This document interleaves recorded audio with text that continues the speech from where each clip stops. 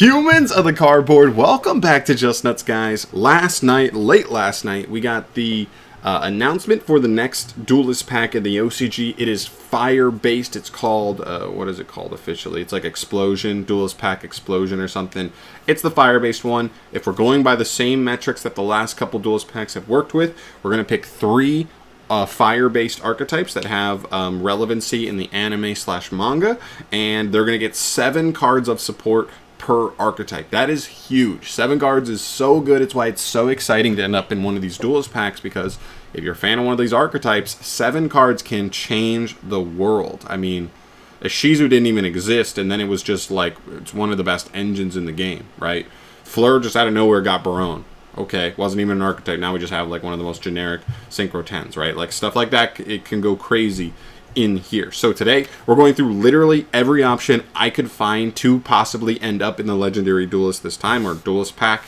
I'm going to be breaking down into 4 categories. The first one is stuff that does not qualify. I want to eliminate these because anybody who has false hope that their fire archetype could end up in here, it will not if it's in this section, just so you know. I want to keep you guys humble and, you know, realistic about expectations. Secondly are the maybes, ones that technically qualify, but I still think are like such low chance to end up in there. The really good shot ones, there's 4 that I have here that are like really good shot to end up in here. There's a really good chance that of the 3 archetypes, all 3 could be in here, or at least 2 will be from these 4. And then the final one, I have like out of left field a couple options that I think are kind of interesting. I think that would be kind of cool. We've seen stuff like Fleur end up in there with Sherry LeBlanc, as well as Shizu's cards in recent memory, and so they could come out of left field with a really interesting one that we weren't expecting. So let's start off with the first section here. You guys know it. We're just going in and we are eliminating everything that does not fit the mold, and basically it comes down to these archetypes don't see play in the anime, and without that, this is a Duelist pack, not a archetype pack, right? If there is not a corresponding Duelist, they cannot end up in here.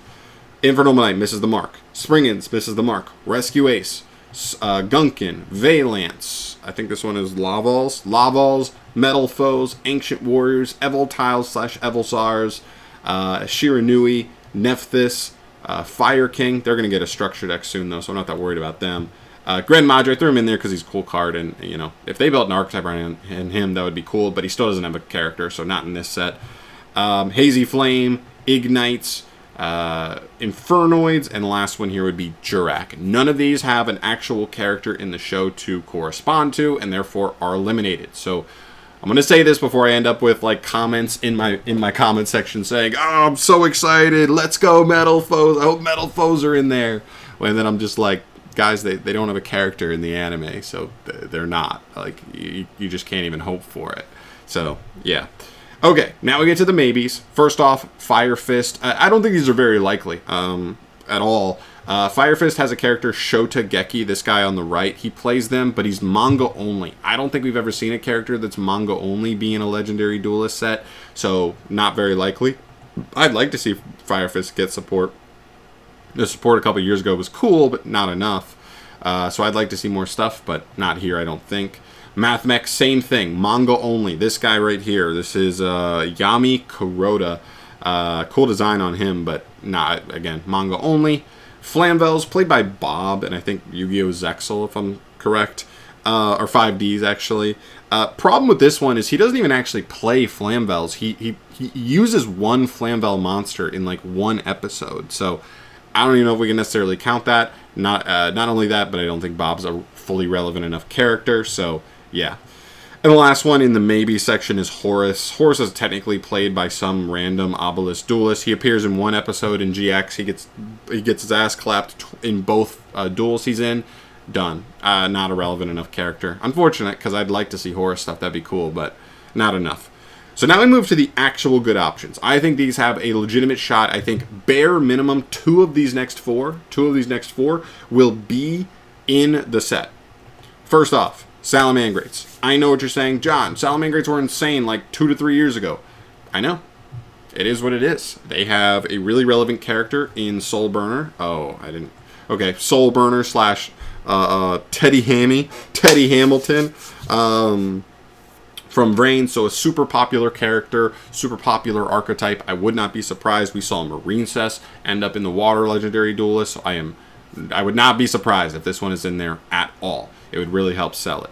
Secondly, Volcanics. I think this one might be the most likely. Konami hears us, and I know some people say like they don't ever listen to us. They know, and I think this is the perfect time. We've been screaming for years for Volcanic support. This is the time to do it because Volcanics don't need 1 or 2 support cards in a core set. They need this 7 wave card of support to like send them to like the next level. Just completely revamp the archetype, give them a new win condition. I hope they're cool, but not too burn centric, because I don't love like burn only decks. But you know, if they do some burning, but also still have like a legit, you know, comprehensive strategy, that would be really cool. That's where I hope they go. They do still have some really interesting, like, non-once per turn effects that do some cool things.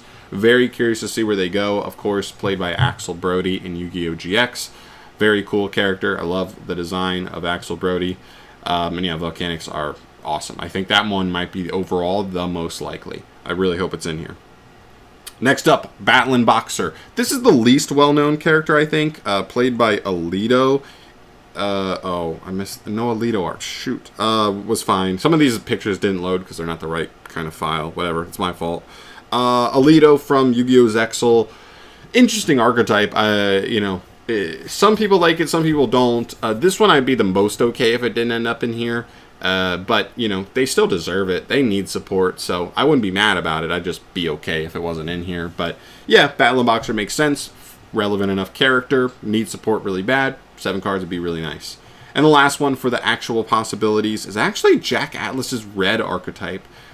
Really, really interesting here because when you look at his boss monsters, the ones that actually see play in competitive Yu-Gi-Oh!, they're almost all like dark dragons. But if you look at his main deck monsters, they're almost all fire attribute, and they have red in the name. So red Resonator, red in their red Gardna, red Guardian. There's like 7 or 8 monsters. Not all of them are great, so that he would need like definitely some new main deck revamps to help him get to his boss monsters easily. But he's got some cool cards, and he's a big enough name where if they didn't go with somebody like Soul Burner and Salamangreats, they may want another character with a big enough face that they could put on it, help market the set, and I think Jack Atlas may be a potential stand-in in that position. Just my thoughts there. And the final one's kind of like the out of left field ones. The coach archetype. This is, I think, only played in one or 2 episodes by this guy right here. What's his name? Devin Knox. But he plays like Coach Soldier Wolfbark, Coach Captain Bearman, and the Giant Trainer, the Exceed monster. They're cool. I mean, and Wolfbark has some nostalgia for competitive players. He was good back in the day.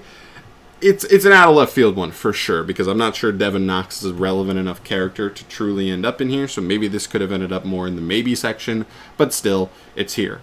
Next up, Skull Flame. This one's kind of cool because Hunter Pace, 1, his design is awesome, so I think he's marketable. 2, he has a really cool archetype. He's only shown off in like the very beginning of 5Ds because I think Jack Atlas beats him to be like the world champion riding duelist at the time until Yusei eventually faces him later on. But he has a really cool archetype. It's based on like this burning skull, and then eventually he gets up into this boss monster, Skull Flame. It's cool. Their design is really cool. Hunter Pace doesn't get enough face time in the show for sure, but like I would definitely like to see them expand on this. So kind of an out of left field one. And then the out of left field one that I think is actually super interesting, Flame Swordsman. Really, really cool option here. Obviously, Flame Swordsman is the classic fusion monster played by Joey Wheeler. It's literally a vanilla fusion monster. It's pretty bad, but they've made a blue Flame Swordsman. They've made a Link monster for Flame Swordsman. There's an equip card that I believe is the same sword that Flame Swordsman carries, that like buffs fire monsters. I hope the archetype's not too based around that, because then we're just looking at like Infernobles, but Joey Wheeler, really big name, kind of same idea as the thing with Jack Atlas, where if they looked at it and they were like, you know, Salamangreat's still too new. Let's hold off on Salamangreats. They were competitive, you know, not too long ago. Let's take them out of it. Do they throw in Joey Wheeler and just make like Flame Swordsman like a whole ass like fire-based archetype? That could be a thing. I would not be too surprised if they went that route. So that's kind of like my out of left field, like a Shizu not a Shizu Tearlu, but a Shizu Fairy kind of thing, or Sherry LeBlanc kind of thing. out of left field. You weren't expecting it. It's not even a full-on deck. It's just like a card right now that they could expand into an archetype, and that would be kind of cool. So there you go. Those are my thoughts on everything. If I could pick the ones I want the most, I'd say Salamangreats first. Well, of the ones that like I think are possible. So I'm going to leave the maybes out because they're like technically possible, but I don't really think they are. I'd like to see Fire Fist, but I'm not going to consider them here. I'd say Salamangreats, Volcanics, and Flame Swordsman if I could pick my favorite 3 to see that actually are possible. So there you go. Let me know your thoughts down below on what you want to see here. What you think is most likely going to happen. I just want to hear your thoughts on that. Hopefully this was nice and concise and gave you a good outlook on what's to come, because realistically, there's not a ton of options here. If you're really excited for one particular thing here, there's a good chance, no matter what it is, as long as it was in the good shot section, that it'll be in here. 7 new cards is huge, like we said. So yeah, that's it for me here, guys. Thank you so much for watching. Let me know your thoughts down below. Subscribe to the channel if you want to see more videos like this one, breaking things down in depth for you. And I'll see you in the next video. Peace.